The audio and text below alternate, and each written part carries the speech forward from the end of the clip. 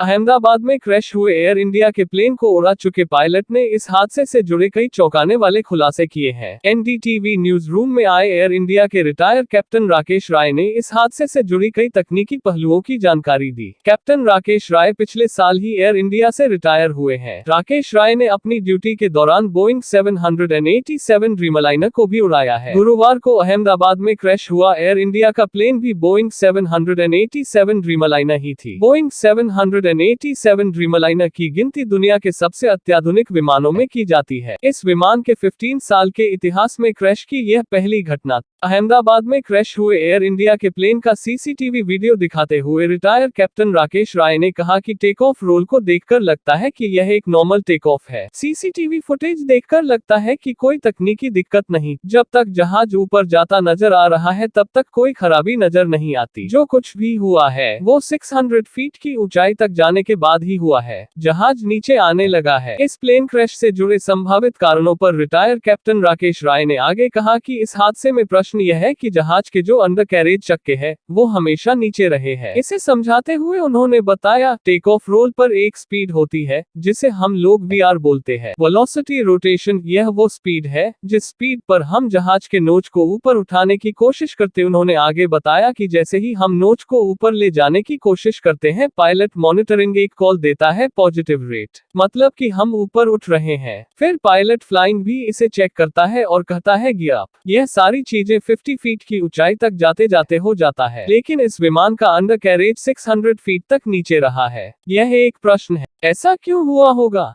Under carriage के नीचे रहने के संभावित कारणों पर रिटायर कैप्टन राकेश राय ने बताया कि इसके कई कारण हो सकते हैं। या तो कोई बर्ड हिट हुआ है जिसके बाद लस्ट ऑफ थ्रस्ट हुआ है और उस कंफ्यूजन में ये गियर ऊपर करना भूल गए हो। एक संभावना यह है उस केस में जब तक ये रियलाइज करेंगे कि गियर मेरा ऊपर नहीं गया है और इंजन फेल कर गया है, तब उस केस में एयरक्राफ्ट उड़ नहीं सकेगा।